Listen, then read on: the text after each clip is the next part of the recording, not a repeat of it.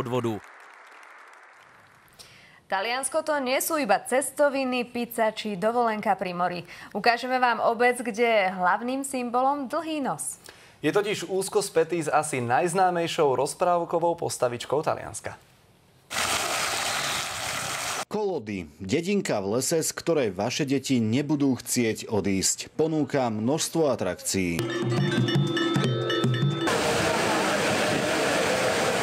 Všade na vás bude pozerať táto postavička. Drevený chlapec s dlhým nosom. Áno, je to Pinokio. Jeho autorom je spisovateľ Carlo Collodi. Vlastným menom Carlo Lorenzini. Pseudonym Collodi si zvolil podľa názvu tejto obce.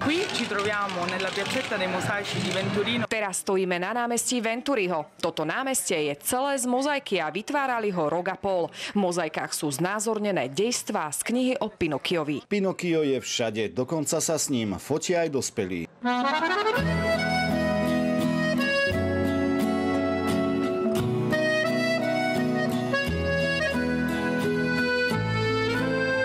Najväčšiu radosť majú deti v parku. Na dobrodružstvá, ktoré tu zažijú, nikdy nezabudnú. Deti sa po celom parku pohybujú úplne voľne a samostatne. Pinokio bol vlastne veľmi samostatné dieťa, preto im tu necháme voľnosť a slobodu pohybu. Ja som tu asi tá najhlavnejšia postavička celého parku. Som Pinokio. Zabávam tu deti, aby videli, že sú s tým ozajstným Pinokiom. Deti tu prežijú fantastický príbeh.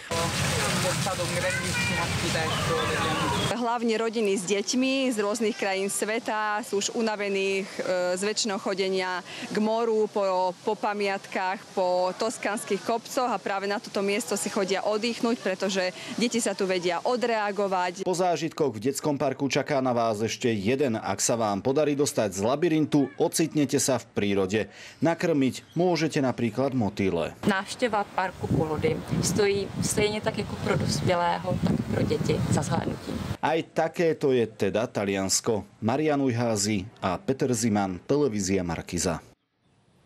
A teraz aktuálna informácia. Polícia už čiastočne sprejaznila premávku na diaľnici D1 pred Bratislavou, a to v oboch smeroch. Doprava bola zastavená niekoľko hodín v dôsledku vážnej dopravnej nehody. No a poďme na počasie. 20. júla v roku 2007, teda presne pred 10 rokmi, sme v Hľubanove namerali doteraz neprekonaný slovenský teplotný rekord, a to 40,3 stupňa. Dnes takto horúco našťastie nebolo. Aké teploty nás čakajú zajtra a cez víkend, tak aj to sa dozviete od Lenky v aktuálnej predpovedi počasia.